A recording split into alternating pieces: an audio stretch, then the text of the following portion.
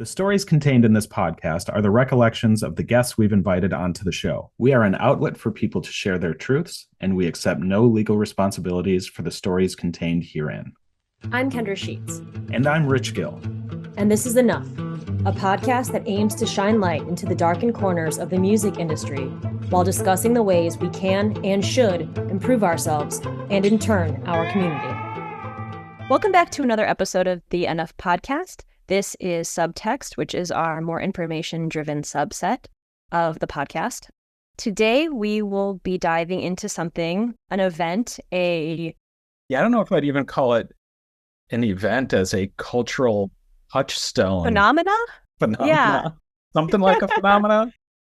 I mean, it changed so much for so many people in both positive and negative ways. So I guess the long and short of it is today we'll be talking about Warped Tour and the history of Warped Tour and all things that come along with Warped Tour. Buckle up, kids. Yeah. As an adolescent in the early 2000s, there were just certain things that felt inherently summer. Like you could smell it, you could feel it. Like it really just defined that part of my small Midwestern town for those few months where nobody had school and you were able to run around like wild. You know, the moment when school was out, the malls were flooded with teens. Every late night or 24-hour establishment that we had, and of course, that includes Walmart, Meijer, maybe a Denny's. Like, we didn't have that much, but the few that we had were totally absolutely overrun with, like, teens and until, like, you know, maybe 1 a.m. or so when we all had to head home because we had curfews. Yeah. So some of these things were just inherently summer to me. And one of those things that felt so summery was the day that I would kind of hunker down in my room in my parents' house and start making plans for what I thought at the time was the very best day of the entire summer. And that was the day when the Vans Warped Tour would tour close enough to my small town that I'd be able to drive the hour plus to get wherever they were setting up their camp, basically, to see all of my favorite bands and learn about a ton of new up-and-comers and just have this, like, crazy overall experience. Warped Tour held or holds a special place in the hearts of people now aged probably, like, early 30s through even, like, early to mid-50s. It really just depends on what age you were when you were attending. For 25 solid summers, this kind of musical circus toured across the entire country, and they would set up in fields, in parking lots, in the back lots of stadiums all across America. And when I first started going, it was just as the internet was becoming really popular and people were getting that in their homes as something we could all use. So there were two options. I could wait the 40 or so minutes for the dial-up connection to finally log in, and then like 20 minutes for the web page to finally load. So I could just finally see what the lineup was for that year. Or, and this was my preferred method, I would sprint down to my local bookstore on the day that the new AP magazine was released so I could like violently tear through all of the pages until I found that one single full page lineup poster inside the magazine, which disclosed basically how much fun I was going to have in the middle of July while I'm standing on like boiling asphalt, getting fully sunburnt, and like getting kind of stepped on by like dudes that were twice my size. Warped Tour at the time meant everything to me, and it did for a very long time. It was not only a place where I could see bands that had never really toured my way before, but I was able to make core memories with the people in those bands. Like when I was 16 and I was able to see the Groovy Ghoulies playing in a tent with a crowd surrounding them. I was able to get right up to the front, and later I had this really long, amazing talk with Kepi about DIY culture. And the best part about Kepi is that like you could still have that talk with him today. It would be the exact same thing, which absolutely rules.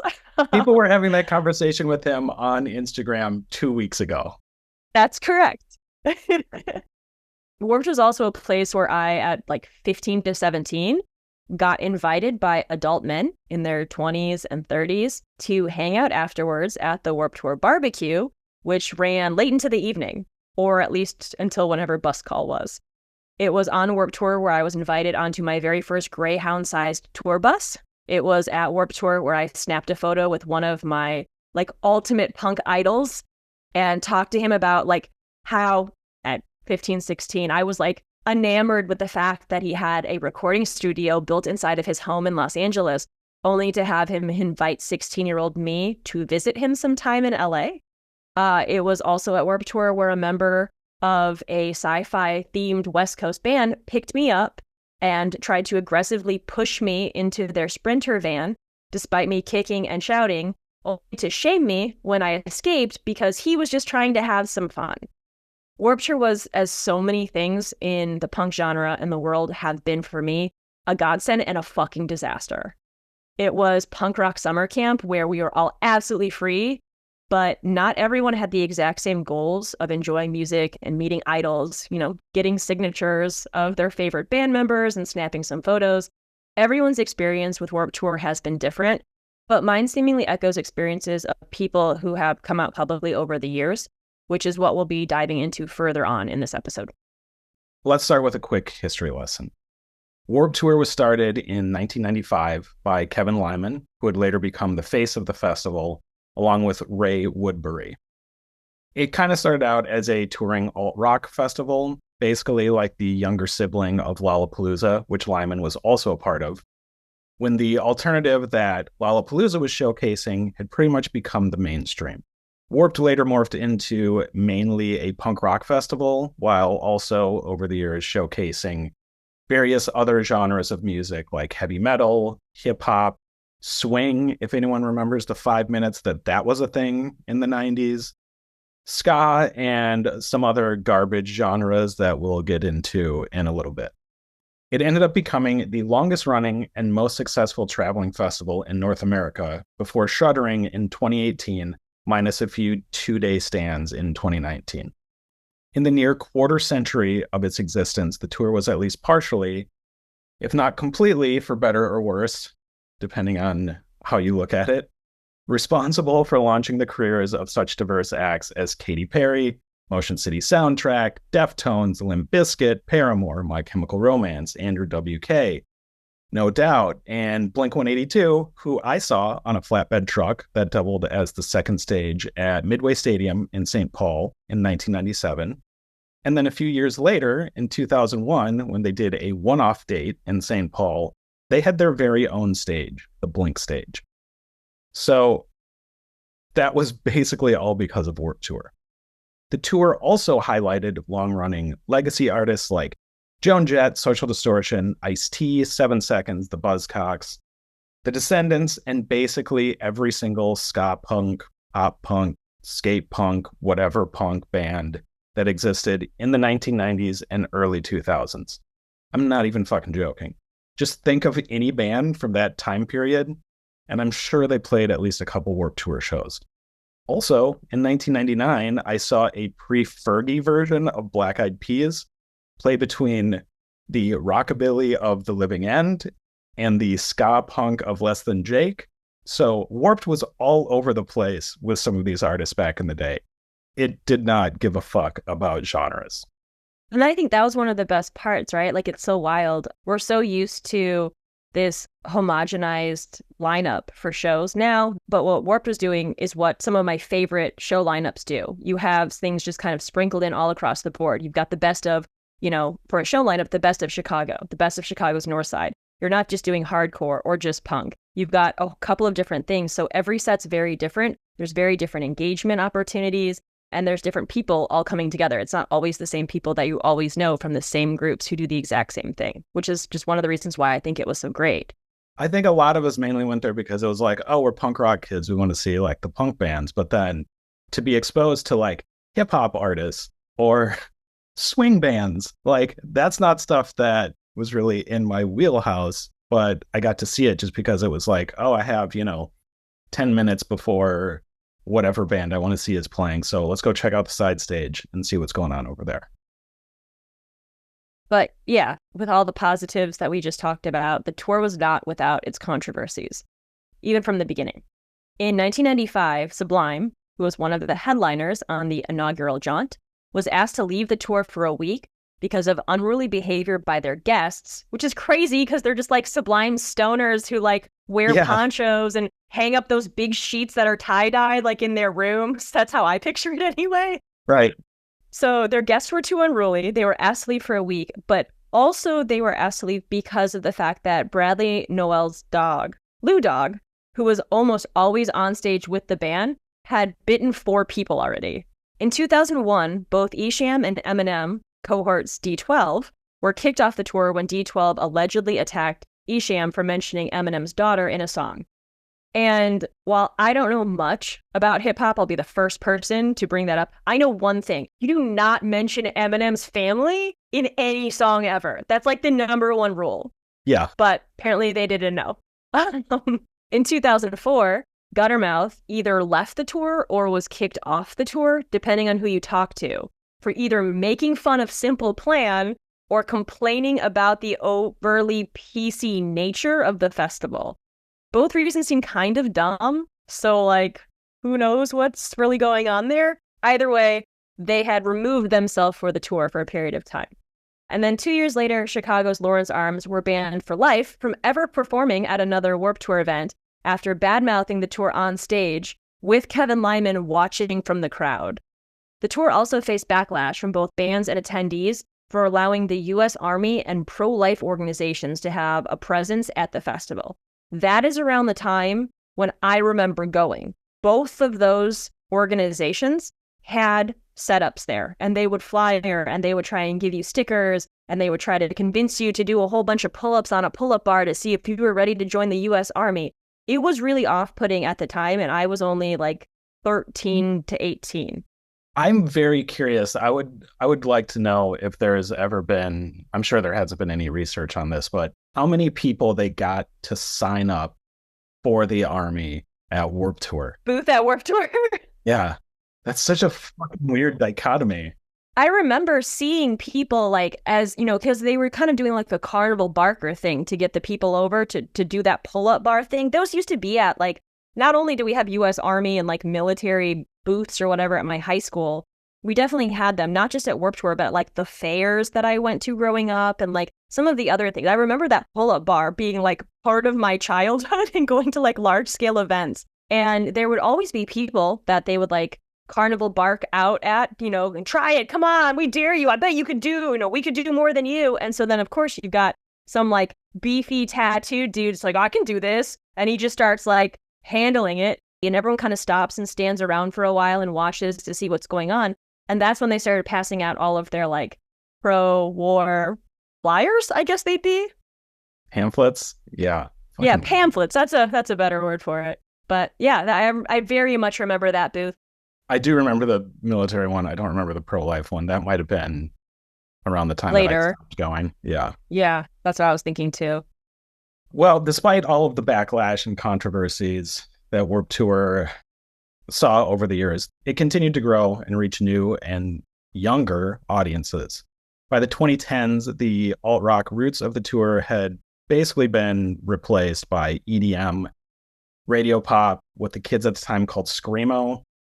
You say it with like such disdain. Just be okay with aging. It's fine. That's what they call it. Because the screamo that I knew was not like dudes with emo hair playing metal riffs and I don't know. The crabcore stance? Crabcore stuff, yes.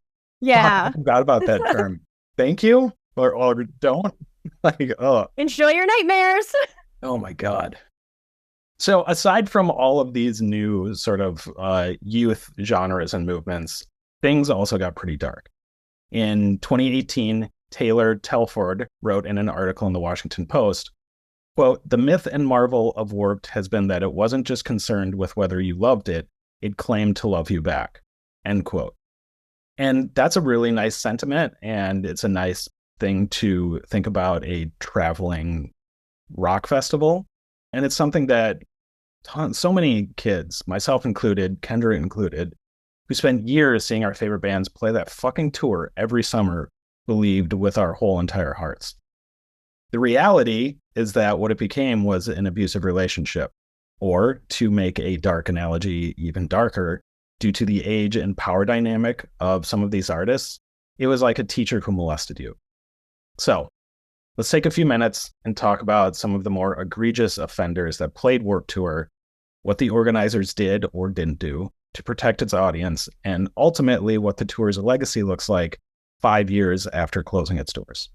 So when Rich and I decided that we were going to do this episode, the very first band that we knew we had to talk about was Blood on the Dance Floor. I mean, they're synonymous with each other at this point. Aside from making some of the most god-fucking-awful music in the history of mankind, they are also one of the bands that have the most allegations of misconduct against them. Those allegations started back in 2009, and by 2019, there were at least 21 girls and women that had come forward with stories that accused the lead singer of Blood on the Dance Floor, who goes by Dahvie Vanity. And we can talk about how we spell Dahvie, but we'll just gloss over that, I guess. So these people accused Dahvie Vanity of sexual assault, child molestation, and rape. The stories are pretty gross, and there's an entire Tumblr account dedicated to showing screenshots of Vanity's text conversations with teenage girls, which you can look up on your own time. One 15-year-old girl did press charges, which led to Vanity's arrest for statutory rape, but the charges were later dropped when the girl was coerced into retracting her statement. As we've talked about before, that does happen on a fairly regular basis. Ashley Costello of the band New Year's Day wrote a lengthy blog post about the band after touring with them, in part saying, quote, "I've seen girls cry because they've been taken advantage of and made to do things they didn't want to do. I've seen horrible and disgusting things done by a man on a throne that does not deserve to be there. Having kids grab your dick on stage, telling 12-year-olds you're going to come on their faces, watching the cops get called on tour because he was with someone under the age limit. That is just a tiny, tiny, tiny, tiny portion of what I had to watch every night. Not to mention what was done to me and done to so many other girls.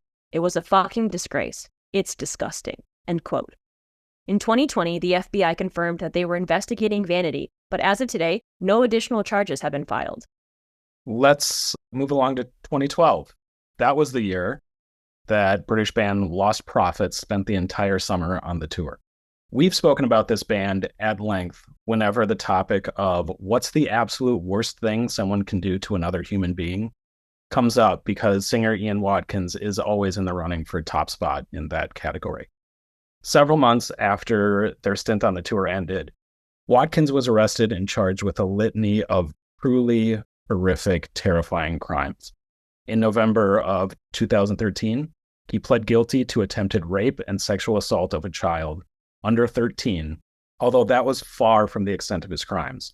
As always, The kid, the baby. It was a baby. Yeah. It wasn't a child. It was an infant. He tried to have sex with an infant. Yeah. It's just mind-blowing. Yeah. It's fucking disgusting and depraved. And honestly, in my head, he's not in the running. He's hit number one for like every year. He is the like gold medal winner of being one of the worst people still alive on the planet. Yeah. And he was attacked in prison, I want to say earlier this year. This year or last year. Yeah. Yeah. It was fairly recently, and sustained pretty serious injuries. But as far as I know, he is still alive and in prison. We'll spare you most of the details. We got into it a little bit, but there's stuff ranging from what we just talked about to bestiality to all kinds of just truly horrible stuff. And if you really want to find out how dark and depraved one person can be, Google is your friend. Go for it. Check it out. And then there's Jake McElfresh, who is better known as Front Porch Step. Front Porch Step had a number of allegations come out against him in 2014 in the form of Tumblr posts. The accusations focus on his history of engaging in phone sex and trading nude pictures with underage teenage girls. As always happens, the girls were labeled liars, and that they were doing this for clout, or they're doing it all for attention. After all, it's the internet, and anyone can make up anything about anyone at any time, especially on the, at the time, highly unmoderated Tumblr platform. Only McElfresh admitted in a 2015 Billboard interview that the accusations were actually true. According to McElfresh, he engaged in lewd text conversations with 16 and 17-year-olds. He also admits that he exchanged nude photos with a woman under 18. In the same article that interview is from, Billboard also talked to Kevin Lyman about McElfresh.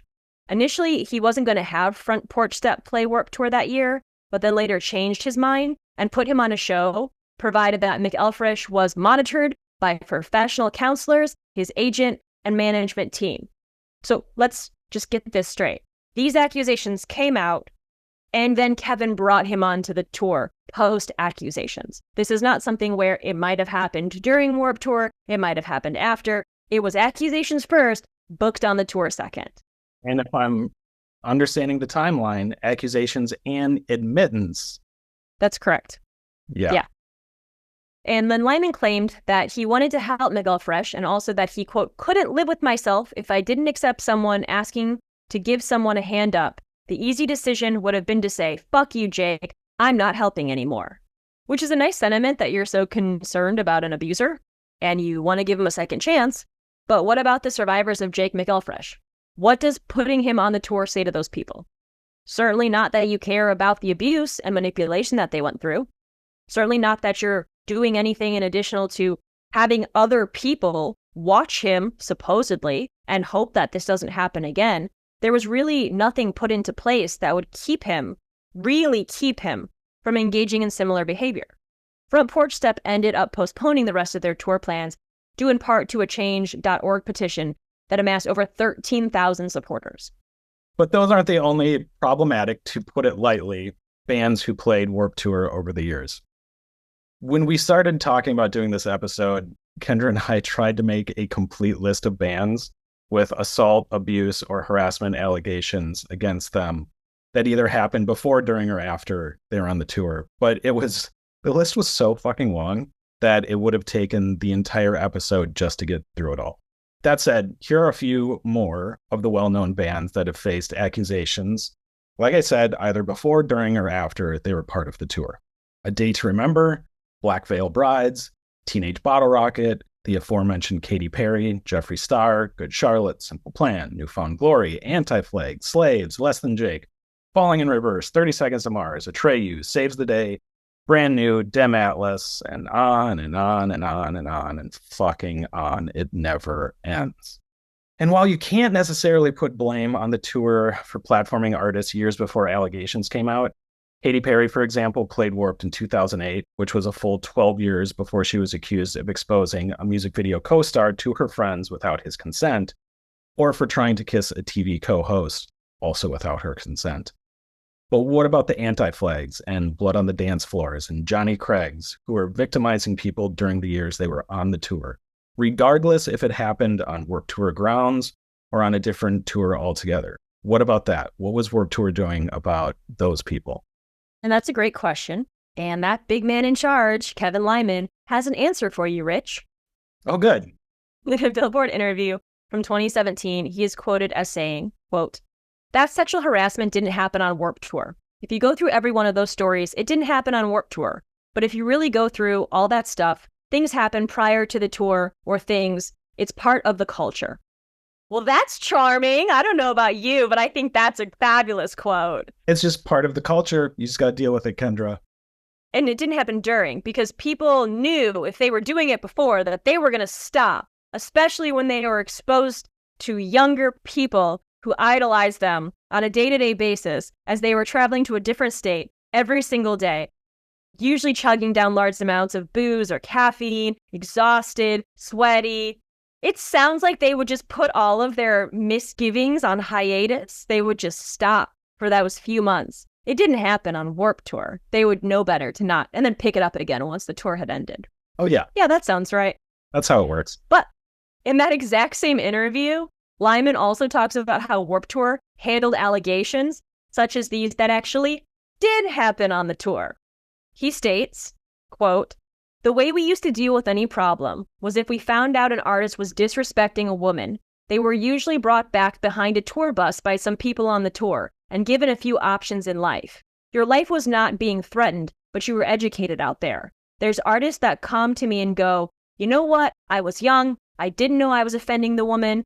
I didn't know that until one of the bands I respected growing up pulled me aside and told me this was unacceptable." When it comes to the allegations against Johnny Craig specifically, Lyman said, quote, "They sent him away." And with Front Porch Step, Lyman said, quote, "To be honest, he wasn't on the tour, but then we brought him to that one show. I was still going under the premise of asking professionals, thinking it was the right thing to do. I still look to professionals because I'm not a trained therapist or psychologist. So the way we addressed it was I supplemented the organization, A Voice for the Innocent, to come out and be a part of my tour. Like, look, on the one hand, I understand I was going under the premise of asking professionals. At the same time, I don't fucking care who it is or who's telling you what to do. If you have an artist who has a history of abusing, harassing, manipulating, taking advantage of teenage girls, do not put that person on a tour where there is a crowd of teenage girls there. As a business perspective, you're doing bad business. You're opening yourself up to liability.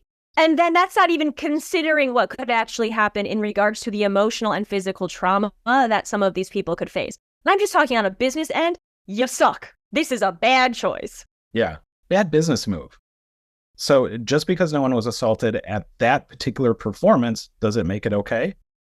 What about the people who were assaulted, not just by McElfresh, but by anyone who are seeing a self-admitted abuser being platformed by an entity as big as Warped Tour? Now, this is just me, but speaking for myself, if I was in that situation, I certainly wouldn't feel safe or that I was being taken care of or that my best interests were in mind. I also wouldn't feel very safe if I was walking around the merch area and saw t-shirts that said, "Keep calm and ask your girl what my dick tastes like, or I will find your fucking bitch and fuck her right in front of you," which are actual shirts from Warped Tour alums Imur and Attila. And look, I'm not a proponent of censorship when it comes to art. However, I am a big believer in not allowing content or art that doesn't align with your core values to be part of your rock and roll tour. And what shit like that tells me is that misogynistic, hardcore knuckleheads like that are in line with what Warped Tour was offering to the teenage girls in its audience. As one former Warped staffer said in a 2015 Medium article, she feels, quote, like Warped Tour has educated a lot of people about community and standing up for what you believe in, but when is Warped going to stand up and say, we're going to educate you about violence? Just because you're in a situation with someone you admire doesn't mean you're safe. End quote. This is such a great quote. It is so impactful, and it really gets to the core of a lot of what we've talked about, not just with Warped Tour, just with the punk community in general. With my prior comment talking about how, punk in a way has destroyed my entire life and also has been a godsend. It's taught me a lot about community and standing for what I believe in. It's cultured me into my liberal ideals, and it also has helped me learn to stand up for myself and not put up with shit. But in a lot of ways, it did nothing to educate me or anyone else, I feel, for a very long time about situations that we should be able to stand up for ourselves in. We were able to stand up for ourselves, but only in regards to authority figures who are parents, cops, teachers. You know who's authority figure? A band that you love who's standing on a stage that's platformed above your head. Yeah, couldn't have said it better myself. What this turned into is not the punk rock that I signed up for. It's not the bikini kill, naked aggression, 7 seconds type stuff that is all about community and taking care of people and looking out for your fellow concert goers and just human beings. It turned into something different and more sinister. So the big question is, ultimately, what is the legacy of Warped Tour? If, like me, you're an aging mid-40s punk and hardcore guy who grew up in Minnesota and stopped going to Warped Tour around 2004 or 2005, you might remember it as a place you got to see Blink and Millencolin and No Doubt, 7 Seconds, Suicide Machines for the first time. Or that you were lucky enough to see Motorhead when Warped Tour and Ozfest combined forces in Somerset, Wisconsin in 1998 for and this sounds so silly, at the time, it was a massive 48-band, 6-stage, 12-hour bill, which is now fucking child's play. Like, everything is like that. I see 300 bands at Fest every single time I go down to Gainesville. That's per day. Exactly. And that was in the middle of hot as balls Midwest July. Standing on stage and watching the Bouncing Souls play true believers as a sea of people sing along to every word is something I'll never forget. And I have the pictures to prove it. Waiting in line at the production trailer at 8 a.m. after an overnight drive so I could get my picture taken for my very first Warped Tour laminate was also something I'll never forget. It's weird. I was lucky enough, if that's the right word, to never personally witness any of the horrible shit firsthand that I later learned was happening. And it fucking disgusted me. My memories of those early years of going to and the week I spent on Warped Tour are absolutely some of my favorites. They're some core teenage memories. But at the same time, I'm fucking glad it's dead and buried. Because what was going on when I stopped going was utterly disgusting. But again, that's coming from a 44-year-old man. If you're a woman in your 30s who started going to Warped Tour in the 2000s, you might have a different feeling about it. Hi, it's me, a woman in her 30s who started going to Warped Tour in the early 2000s. I kind of feel the same way. I remember all the amazing bands that I saw and all the people I met and money I spent on overpriced canned water. That one year was like really weird. That was the year I was on it, and we would get cases of canned water every morning, and it was hot. It was... Oh, yeah. And just tasted like metal. Yeah, we'll never forget the canned water. But so I have some really great memories, but I also very much remember times where I felt uncomfortable. And in hindsight, I was very lucky to get out of the situations that I got out of. While we always need to look back at the past with a lens that reminds us how the world actually was 20 to 30 years ago versus how it's changed today, we also still need to remember that just because it was the 90s or the early 2000s or even 2010s, and we didn't talk about consent that way, we didn't really speak about some of these things as openly, it doesn't mean that what was going on at those shows and festivals, or really anywhere, was ever okay. Just because the 70s were like fucking wild doesn't mean that we can just shrug our shoulders at the fact that Jimmy Page kidnapped a 14-year-old girl and held her practically hostage as his girlfriend until he decided he was done with her. It's easy to look at something as impactful as Warped Tour and see all of the good and all of the bad that it has created. But I think it's most important to look at the now defunct festival with a critical eye to see how something this powerful, this energizing, and this epic can be improved. They're not going to stop touring. Tours will continue to happen. These major mega festivals are just getting bigger and more prevalent every single year. Like so much of punk, this whole thing with Warped Tour started kind of as like a fly-by-night situation. And I think you can tell by the quotes from Kevin that we had read, he was aware of some of the issues, but didn't want the liability of admitting to them. He kind of fluctuated between admitting things were happening and saying, no, this never happened here. There's really no guidebook on how to move forward in some of these processes at the time. And I think it's really telling that shortly after a lot of these allegations came out is when he decided to shutter Warped Tour. Instead of dealing with the situation and trying to make it a safer community for people, I'm just going to put it to bed so we don't have to deal with it. And there's no reason why younger generations, our generation, anyone shouldn't be able to experience something like Warped Tour again with its far-reachingness, traveling the entire country. I mean, it was such, as we talked about, a phenomenal way to get major or minor bands into areas of the country that they never really played. Yeah. I mean, I was close to Chicago, but I was seeing Warped Tour in Chicago and Indianapolis, sometimes in Michigan. There are bands from the West Coast that would never leave like that kind of West Coast bubble of like 3 states around California. They would never end up in central Indiana for me to be able to see them. And they became some of my favorite bands. When I moved out to the West Coast, I followed those bands religiously because I'd seen them at Warped Tour 5, 6, 7 years beforehand. And imagine if you're someone in like Montana or Idaho where bands just don't tour there because it's too far out of the way. There's no close drive. Warped Tour was your only chance to see any of the bands that you cared about, especially if this was the kind of music that you were into. So there's no reason why something this impactful and far-reaching shouldn't return. But if it does, we need to look at the fallacies and the flaws and work at understanding how to better them. Abuse, assault, and lack of accountability have no place in this community. They have no place at a major festival. If we want something like this to continue, we want the kids, teenagers, under 18, even, young adults, to not have to go through some of the experiences that some of us have had to go through. We don't want to have these same conversations 20 or 30 years from now. If we act now and work actively to better the community now, we can get over this hurdle. We can have something like Warped Tour back, where people are able to discover bands with a DIY mindset, where you're able to get excited during summer for that one day where everyone comes together and play some of your favorite music, and you get to spend the rest of the summer reeling about the day you went to this giant festival. Enough is a podcast centering on surviving abuse, harassment, and assault in the music scene. To help get the word out, please like and subscribe and share with your friends.